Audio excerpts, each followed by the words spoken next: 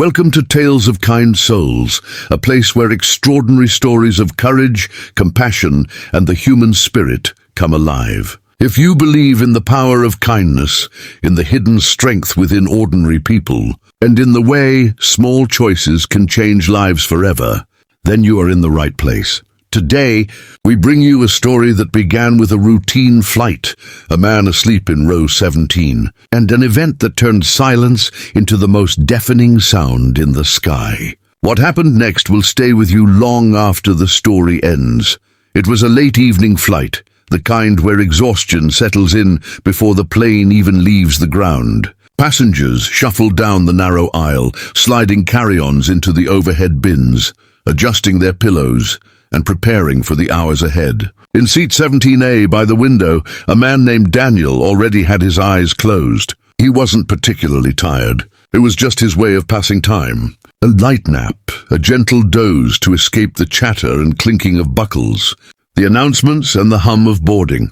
Daniel was not a frequent flyer, but he had traveled enough to know that the safest place to find peace on a plane was by sleeping through it. For him, every flight felt like borrowed time. He never liked the idea of being so high above the earth, dependent on machines and strangers to carry him safely. But tonight, his hesitation didn't matter. He had a reason to be on this flight. The plane lifted off, lights of the city below shrinking into tiny dots, a constellation of human life fading into darkness. A calm settled over the cabin. Some people scrolled through their phones, others leaned against the windows. A few children clutched their stuffed toys as sleep tugged at them. The hum of the engines became a blanket of white noise, familiar and oddly comforting. Daniel drifted off completely. Row 17 became a cocoon of stillness for him. Yet what he would wake up to was unlike anything he could have imagined. It began subtly, almost unnoticeably. The plane's steady drone wavered. At first it was just a shift, like when your car engine dips for a moment before regaining rhythm. Then the sound stretched into silence, the kind of silence that didn't belong thousands of feet in the air. A silence so unnatural that it froze hearts before minds could even process it. Daniel stirred awake. His ears searched for the hum he expected but couldn't find. He opened his eyes to see heads turning, passengers exchanging nervous glances, flight attendants stiffening in the aisles. He blinked rapidly, trying to clear the fog of sleep, but the reality settled in quickly. Something was wrong, terribly wrong. The plane had gone silent. Every passenger could feel it, the absence of power, the sudden stillness of the engines. The only sound left was the faint rush of wind against the body of the aircraft as it glided, no longer propelled forward. A collective breath was held inside that aluminum tube. Mothers clutched their children. A man in the front fumbled for the call button. Fear spread faster than words. Daniel's heart pounded, but his mind, strangely, did not spin into panic. Instead, something inside him grew sharp, focused. He was not a pilot, not an engineer, not anyone trained for such a situation. Yet he felt a pull, as if life itself was calling him to be more than a passenger in seat 17A. The captain's voice finally broke through, calm but heavy with gravity. "Ladies and gentlemen, we have lost engine power. Please remain calm and follow the instructions of the crew." Lost engine power. The words echoed. Passengers gasped. Some prayed under their breath. Daniel sat still, staring at the aisle, his hands gripping the armrests. He felt a sudden flash of memory, his father teaching him long ago that in moments of crisis, fear is natural, but action is necessary.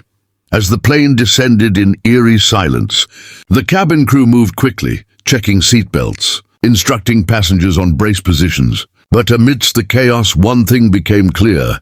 The crew was short-handed. A flight attendant had collapsed, fainting from the stress of the moment. Her colleagues struggled to manage both her and the panicking passengers.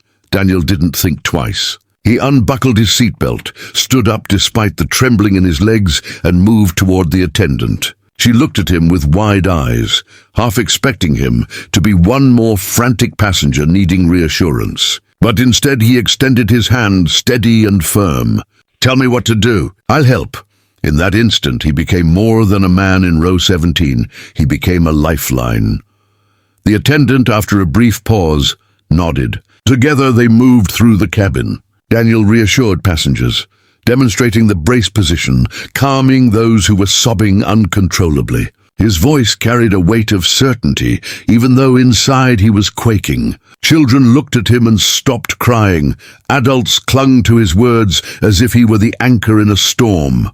Minutes stretched like hours. The plane continued its powerless glide, the earth creeping closer with each second. Yet amidst the dread, something remarkable unfolded. The silence was no longer just fear, it was unity. Passengers who had never met held hands across the aisle. Strangers whispered prayers together. An elderly woman offered her scarf to a shivering teenager. Daniel, moving row by row, felt the surge of humanity stronger than he had ever felt on the ground. In the darkest moment, light flickered through kindness. And then the captain's voice returned, announcing an emergency landing attempt. A flat field ahead had been spotted. Instructions were barked, voices firm, urgency filling the cabin. Brace. Brace, brace! The cabin erupted into action. Heads bent low, arms locked tight, hearts pounding in unison. The silence gave way to the roar of rushing air, the thunder of impact as metal kissed earth with brutal force. Screeches, jolts, the shattering of objects. For what felt like eternity, the plane skidded, tossed, and finally, miraculously came to a halt. Smoke filled the cabin, cries rang out. But amid the wreckage there was life, there was survival. Daniel pushed himself up, dizzy but determined. He helped lift children, guided trembling passengers toward the emergency exits, carried the fainted attendant out onto the grass. His clothes were torn, his arms bruised, but his spirit blazed like fire.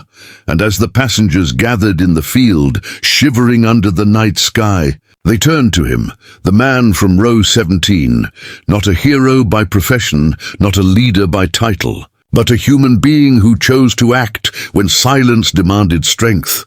Later, investigators would call it a miracle landing. The headlines would focus on the pilot's skill, the odds defied, the marvel of survival. But for the passengers of that flight, the story was not just about machinery and training. It was about the man who had been asleep in row 17 until the plane went silent, and who woke up to become the voice of courage they needed most.